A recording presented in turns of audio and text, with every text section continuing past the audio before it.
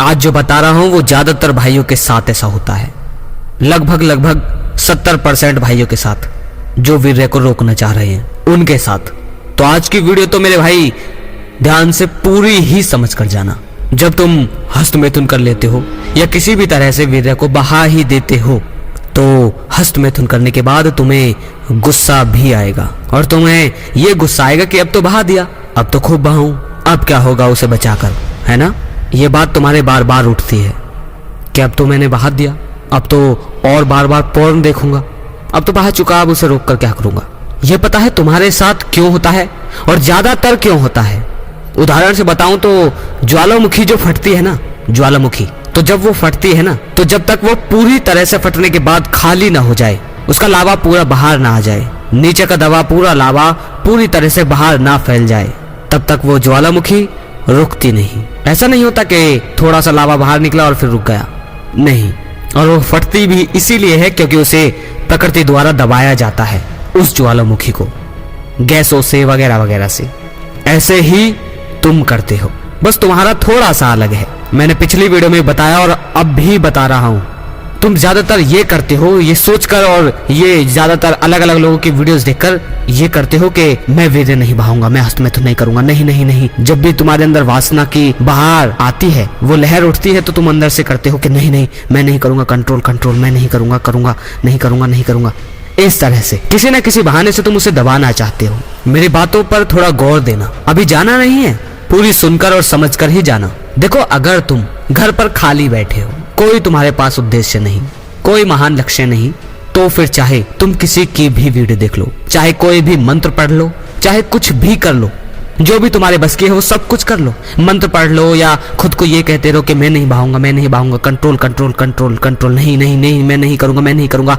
ध्यान भटकाने के लिए दोस्तों के साथ घूमने चले जाओगे, ध्यान भटकाने के लिए कोई गेम खेलने लग जाओगे, ध्यान भटकाने के लिए कुछ अलग काम करने लग जाओगे। भले ही ये चीज कर तुम 6 महीने जैसे तैसे रुक भी जाओ, तो भी वो अंदर ही अंदर ज्वालामुखी पैदा कर रही है, क्योंकि तुमने उसे दबाने की पूरी कोशिश की है। और इसीलिए जब तुम एक बार बहा देते हो जैसे तैसे महीनों के बाद, तो बहाने के बाद तुम्हें उदासी और गुस्सा भी आता है और फिर उसकी वजह से तुम और जी भरकर बहाते हो, पूरे दिन बहाते हो, रात को भी बहाते हो कि अब तो बहा चुका, अब उसे रोक कर क्या फायदा। तुम उसे जब तक बहाते हो जब तक एक बार वीर्य नॉर्मल होता है, फिर उसके बाद और पतला, उसके बाद और पतला और उसके बाद बिल्कुल पानी, और तब भी बहाते हो जब वो बिल्कुल आना बंद ना हो जाए, तब तक बहाते हो, क्योंकि अंदर गुस्सा ठहरा हुआ है, अंदर उत्तेजना ठहरी हुई है, उसका कोई रूपांतरीकरण तुमने किया नहीं। कभी मंत्र पढ़े तो कभी ये कहा कि कंट्रोल कंट्रोल, नहीं करूंगा नहीं करूंगा नहीं करूंगा। तुम इसे रूपांतरीकरण कर सकते हो, इसको परिवर्तित कर सकते हो, लेकिन इसको रोक नहीं सकते। जिसने रोका वो या तो नाइटफॉल कर देगा, या अगर एक बार उसने गलती से बहा दिया तो वो बार बार सालों साल फिर बहाता रहेगा, क्योंकि रोकने का उसका मन नहीं करेगा।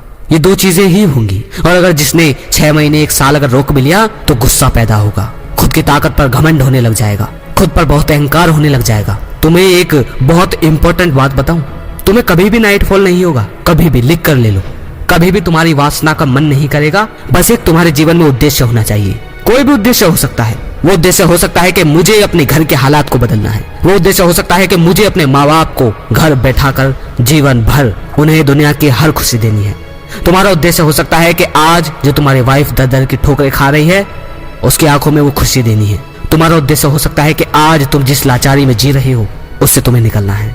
बस उद्देश्य होना चाहिए। लिख कर देता हूँ, लिख कर ही देता हूँ। हर सेकंड जब तुम बर्बाद नहीं करोगे टीवी में, दोस्तों के साथ गपशप करने में या गेमिंग में, जब जीवन में एक उद्देश्य होगा, जब कुछ होगा कि हाँ धर्म के साथ साथ जीवन का एक महत्वपूर्ण कर्म भी मुझे पूरा करना है, तब तुम्हें हम जैसों की वीडियो देखने की कभी जरूरत नहीं पड़ेगी।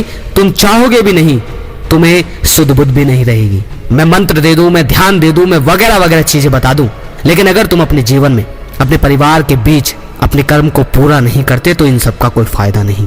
धर्म भी तभी समझ में आता है जब इंसान अपना कर्म पूरा करता है। बिना कर्म किए तुम्हें धर्म से कोई लगाव नहीं रहेगा। ध्यान भटकेगा तुम्हारा अगर धर्म में आ भी गए कि अभी इतने कलेश हैं, इतनी टेंशन है। अगर मैं कहूं कि इस आश्रम में चले जाओ वहां ब्रह्मचर्य हो जाएगा, उस आश्रम में चले जाओ वहां ब्रह्मचर्य हो जाएगा, पर उससे क्या अपने कर्मों को छोड़कर, अपने माँ बाप को छोड़कर तुम्हें बाहर भगा दूं, तुम्हें पहाड़ों में भेज दूं, तुम्हें साधु बना दूं? नहीं, अपना पहले सबसे महत्वपूर्ण और पहला कर्तव्य पूरा करो। इतने सबल बनो कि 50 भूखे आदमियों को हर दिन खाना खिलाने में तुम सक्षम हो जाओ। शरीर पर घमंड मत करो कि वीर्य को रोककर तुम बलशाली हो जाओगे, उससे कोई फायदा नहीं। सांड सांड ही होता है, उसमें बुद्धि का कोई विकास नहीं।